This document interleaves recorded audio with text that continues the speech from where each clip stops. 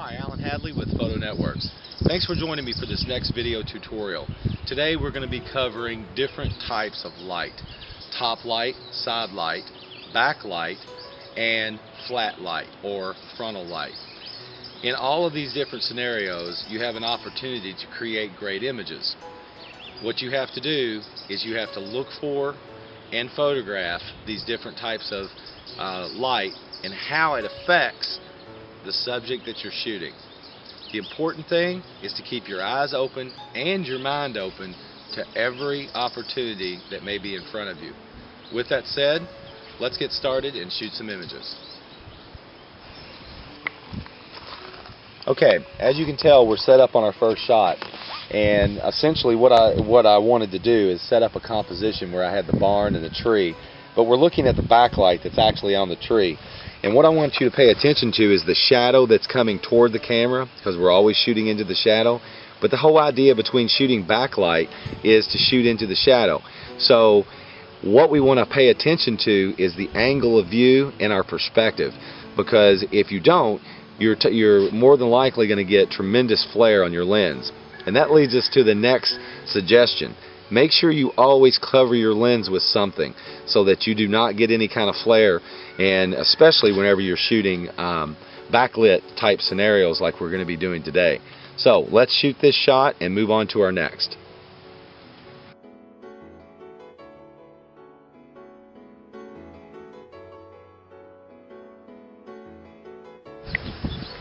Okay, we're set up on our next shot, and as you can see, this is a very beautiful landscape.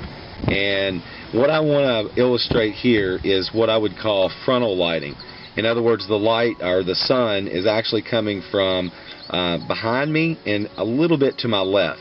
And we're not going extreme side lighting, it's more frontal lighting, but it's a beautiful landscape. And as you can see, we're going to choose the best perspective and find a shot that works well. And I want you to pay attention to the type of perspective that we choose, and I'm going to show several images off of this landscape just to show you different perspectives and how the light is affecting the landscape in different ways. So with that said, let's look at our final image and move on to our next location.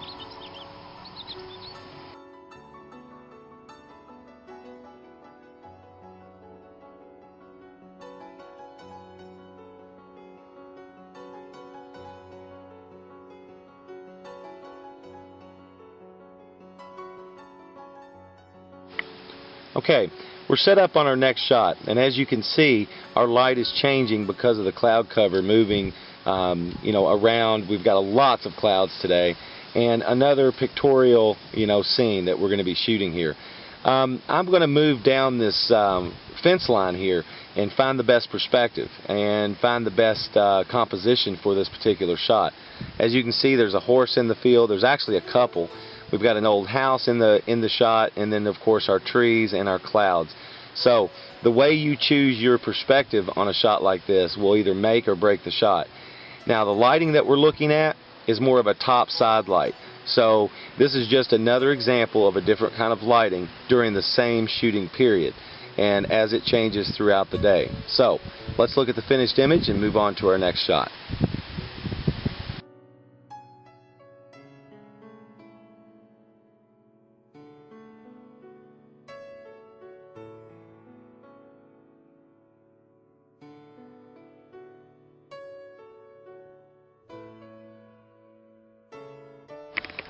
Okay, we are set up on our next shot, and as you can see, we have some really nice framing going on with our shot.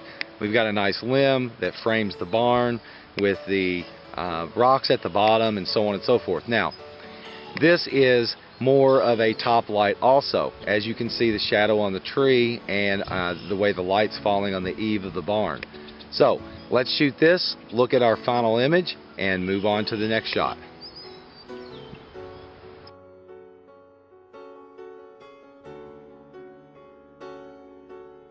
Alright, we're set up on this shot. As you can tell, it's a top light scenario. And it's in the middle of the day.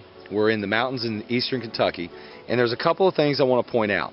First is your subject that you're shooting with a top light. Make sure that you choose a decent subject to shoot under top light, because all subjects don't look great top lit. The second thing, perspective. Make sure that your perspective is good. Make sure you're in a position so that you're not going to get any type of flare on your lens. That's really, really important. So, with that said, let's shoot this shot.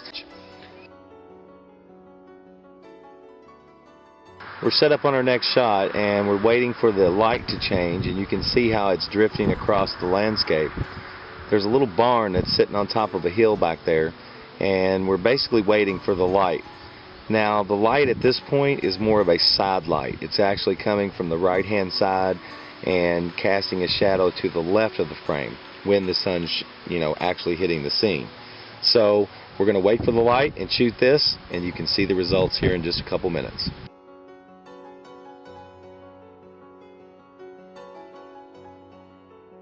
Understanding light, how it moves, and how it affects your subject that you're shooting is the most important part of understanding the different types of light. With that said, thank you for joining me for this tutorial, and I look forward to our next.